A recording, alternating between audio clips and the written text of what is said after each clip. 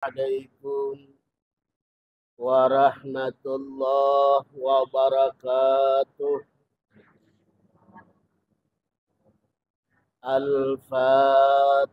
A'udzubillahi minasyaitonirrajim. Alhamdulillahi rabbil alamin arrahmanir rahim maliki yaumiddin. Iyyaka na'budu wa iyyaka nasta'in shiratal mustaqim shiratal ladzina an'amta 'alaihim ghairil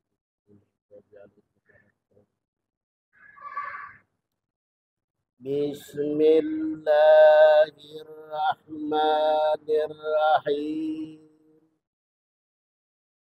Alhamdulillahi rabbil alamin. Wa bihi nasta'in wa la umurud dunya wa din. Ashhadu an la ilaha illallah wa ashhadu anna Muhammadar Rasulullah. Allahumma salli ala Sayyidina Muhammad wa ala alihi wa sahbihi ajma'in amma ba'd. Wa qala Allah ta'ala fil Qur'anil Karim Subhanaka la ilma lana illa ma 'allamtana innaka antal alimul hakim. La haula wa la quwwata illa billah. La haula wa la quwwata illa billah. La haula wa la quwwata illa billahil aliyil azim. Qala mu'allif rahimallahu ta'ala wa nafa'na bihulufid dariyamin. Sebelum kita melanjutkan pelajaran, terlebih dahulu kita sama-sama membaharui niat i'tikaf. Bismillahirrahmanirrahim. Nawaitu i'tikafa fi hadzal masjidi sunnatan lillahi ta'ala. Sahjaku aku beriktikaf ini masjid sunnat karena Allah Ta'ala. Karena ujar hadis Nabi kita Muhammad sallallahu alaihi wasallam, barang siapa niat beriktikaf dalam masjid, maka menyamai fadilat ibadah satu malam penuh, tidak tanpa istirahat dan tidak tanpa batal wudu. Nah, inilah kelebihan fadilatnya orang yang niat beriktikaf. Istiqamah ada 3. Yang pertama, istiqamah pada syariat. Artinya tetap pada ketentuan dan hukum-hukum Allah, tetap taat dan ibadah. Arti istiqamah itu senantiasa selalu ia melaksanakan. Artinya terus meneruslah, tidak putus-putusnya. Nah, itulah yang dimaksud istiqamah. An istiqamah syariat ini melaksanakan ibadah-ibadah yang tertentu.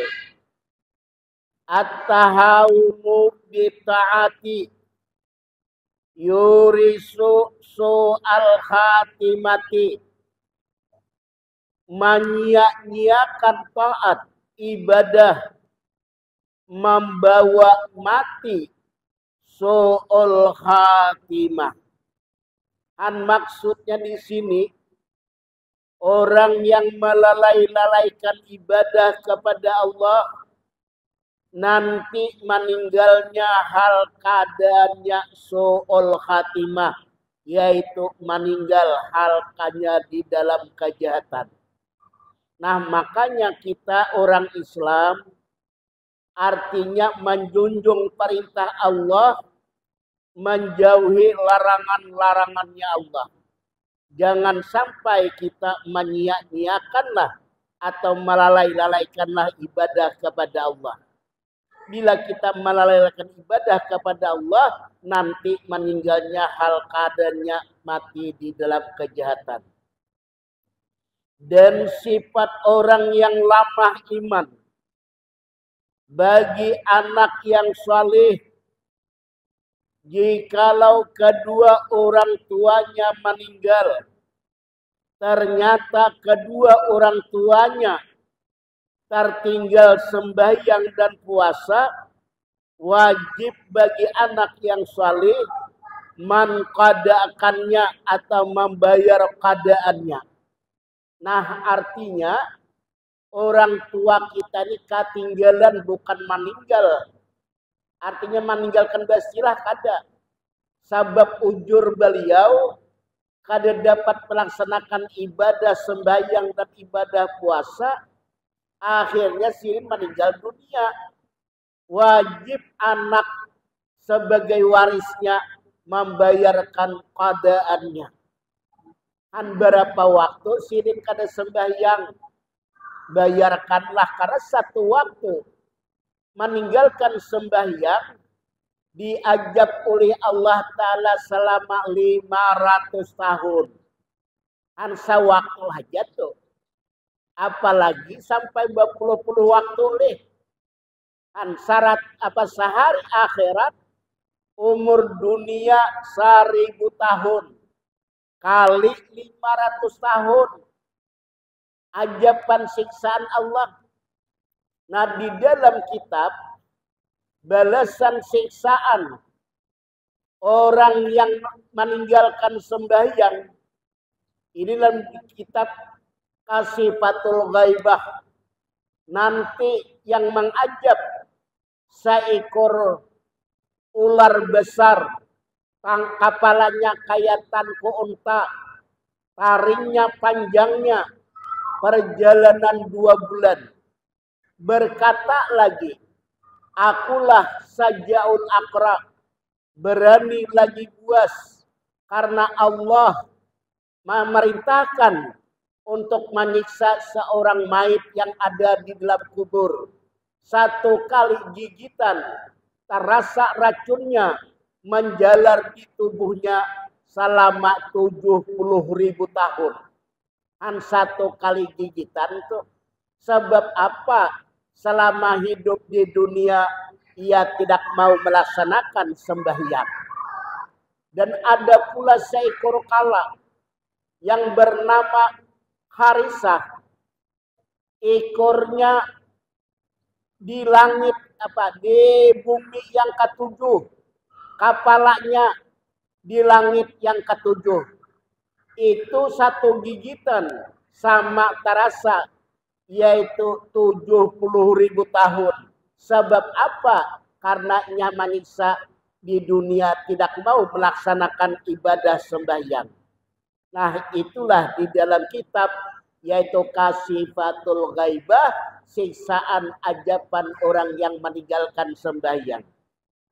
Nah, bagi anak yang saleh, kalau orang tuanya ketinggalan sembahyang atau ketinggalan puasa, wajib membayarkan qadaannya. Seandainya kita tidak bisa melaksanakan membayar qadaan sembahyang maupun puasa, cuma ada harta sidin, peninggalan sidin, nah lalu kita suruh orang lainlah melaksanakan untuk qadaan si fulan bin si fulan. Kalau anaknya pang menggawinya 1 kali 5 waktu, 1 kali waktu kerja bisa. Artinya zuhur, asar sampai subuh. Bisa 1 kali kerja. Waktunya waktu apa? Hendak habis zuhur kah? Hendak habis maghrib kah? Atau habis isya kah? Cuma asal jangan habis asar lawan habis subuh. Itu waktu larangan, waktu tahrim. Bisa sekali, ada sekali PL lah bahasanya. Cuma setiap kita melaksanakan sembahyang qadaan harus disertai syaratnya, yaitu qamat. Kalau seandainya menggawinya waktu maghrib antara isya, kalau sembahyang zuhur itu menyaring sedikit. Karena mengerjakan zuhur di waktu malam. Itu menyaring. Kalau kita melaksanakan waktu siang hari, pas kebetulan waktu isya atau maghrib subuh, tidak disunatkan menyaring. Karena mengerjakan siang. Kalau malam ternyata sudah nyaring, lo boleh. Maghrib, isya, subuh nyaring. Cuma bila mengerjakan siang hari, habis zuhur semuanya bayar qadaan. Nah itu tidak disunatkan menyaring. Cuma tetap kalau subuh, yaitu pakai kunut juga. Sedikit pun tidak berubah bacaan-bacaannya. Artinya yang berubah adaan diganti dengan qadaan. Nah itu artinya kita melaksanakan membayar qadaan untuk orang tua kita. Syaratnya tikamat kalau waktu zuhur mengerjakan waktu isya waktu zuhur lah, itu tetap hukumnya tidak disunatkan menyaring. Sekalipun perbuatannya menyaring. Karena pekerjaan malam cuma dikerjakan waktu siang sebab bayar qadaan, cuma jangan nyaring. Kira-kira paham maileh. Nah, artinya bila waktu zuhur, artinya tuh mengerjakan nanti keadaan apa maghrib, isya dengan subuh. Nah itu kada usah nyaring. Kalau sembahyang zuhur dengan asar, pas mengerjanya waktu malam, itu disunatkan menyaring. Nah, sebab pengerjaan malam tuh hai. Nah artinya tuh menyaring. Kan nyaring lah biasanya daripada kita sembahyang zuhur waktu siang. Nah, karena kita bayar qadaan, melaksanakannya waktu malam, itu disunatkan menyaring. Istiqamah bagi yang hidup hingga istiqamah bagi waris membayar dan mengqadaakannya agar tetap tarus kewajiban syariat talaksana. Yang kedua, istiqamah pada hukum hakikat, membiasakan tetap terus menerus sampai akhir hayat, siang atau malam, pagi atau sore, kita selalu istiqamah. Yang pertama, istiqamah pada hukum hakikat. Mengenal dan mengetahui sebenar-benarnya diri. Karena di dalam hukum hakikat, ini isi daripada amal-amal ibadah jahir. Kalau ibadah jahir semata-mata, itu bahasanya isinya kadada, berarti hampa. Kalau ibadahnya semata-mata hakikat, kada tanpa syariat, itu hukumnya batal. Yang sempurnanya, syariat dengan hakikat harus berganding, harus bersamaan. Karena as-syariatu bila hakikatin atilatun, al-hakikatu bila syariatin batalatun. Syariat kada tanpa hakikat ibadahnya hampa. Hakikat kada tanpa syariat hukumnya batal. Ibadah hakikat aja kenyamanan. Puasa hakikat. Sembahyang hakikat kenyamanan. Lamun sanggup persilakan. Artinya hakikat aja ibadah. Jangan diibaratkan tuh kita kada usah pakai celana, kada usah pakai sarung. Telanjang tipang kira sanggup lah. Kalau kada pakai sarung, pakai syariat. Nah artinya jangan sebelum sembahyang sudah sembahyang. Ini ada pemahaman boleh. Han sebelum sembahyang dia sudah sembahyang. Lamun sanggup ayo juga. Sebelum makan sudah kenyang. Biar lauk pauk dihadapi. Pandang aja makanan. Kira-kira kenyang lah. Ini makan hakikat bang tadi. Kira-kira sanggup kada. Kamu sanggup ayo persilakan hakikat saja. Ibaratkan pun sebelum biul sudah biul. Batah kada hibak selawar. Apalagi habis makan rambai. Ada kisah saya lagi. Nah artinya hakikat ini jangan sampai terpisah dengan hukum syariat. Orang yang istiqamah selalu melaksanakan ibadah batin. Disertai dengan ibadah zahir.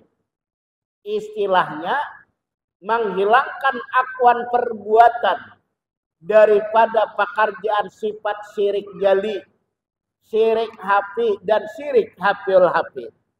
Di sini istiqamah pada hakikat harus mengetahui sebenar-benarnya diri. Sebenar-benarnya diri adalah hubungannya dengan nama Allah atau nur. Sebab wa yas'alunaka 'anir ruh kullu ruhu amrin birabbi. Ruh jelatala aku. Malaikat pun kada tahu, hanya urusanku lah namanya roh. Cuma tatkala masuk ke batang tubuh bernama nyawa. Tatkala dapat berpercaya, iman namanya. Kalau orang beriman belum tentu lagi Islam. Kalau orang Islam pasti beriman. Contoh berimannya yaitu kaum Yahudi dan Nasrani cuma ingin beriman menyembah berhala. Iman kaum Majusi cuma menyembah yaitu api. Orang Islam menyembah atau mengabdi kepada Allah yang asa Allah a'yan la ta'ain. Makanya bila beriman itu belum tentu Islam. Kalau orang Islam pasti beriman. Tatkala dapat bekerjaan atau memperbuat akal namanya. Pohon akal adalah ilmu. Ilmulah yang sebenar-benarnya diri. Nah inilah yang disebut sebenarnya diri adalah ilmu. Wajib kita belajar ilmu. Wajib menuntut ilmu. Apalagi kita menuju jalannya akhirat. Karena amal ibadah hidup di dunia memberikan manfaat, keberuntungan nanti kita di akhirat. Kalau kita tidak mau menuntut ilmu, seandainya meninggal, hal keadaannya berkakalan, berdosa besar. Nah maka itulah wajib menuntut ilmu. Kebaikan orang yang menuntut ilmu, istilahnya pahamkah? Mengertikah? Kadakah? Cuma sudah mendapat catatan ibadah 1 saat ibadah 1000 rakaat. Kira-kira kada sanggup kita sembahyang 1000 rakaat. Cuma kita modal hadir di tempat majelis ilmu. Apalagi masjid. Rumahku di bumiku ujar Allah adalah masjid. Karena kita di dalam rumah Allah. Apalagi Raudatul Jannah kaumnya surga adalah ilmu. Artinya kita benar-benar istiqamah. Kita dalam masjid niat i'tikaf tadi menyamai ibadah 1 malam penuh tidak tanpa istirahat dan tidak tanpa batal wudu. Siapa sanggup kada berguringan ibadah? Cuma kita nawaitu itikaf aja. Nah ini kebaikannya. Coba kalau kita kada berilmu. Terbiasa juga nguruk aja terus. Kira menikmati aja bisa leh. Amun minta mati terserahnya aja lagi. Amun bisa mati ya diingati aja hidup tuh. Paling-palingnya 100 tahun. Ada jual lo boleh. Biar banyak duit catatan miliaran. Mati tetap tertinggal. Rumah mewah bagikan istana mati tetap tertinggal. Nah makanya disinilah kesadaran diri kita. Mumpung Allah memberikan kesempatan hidup kita, gunakanlah yang sebaik-baiknya.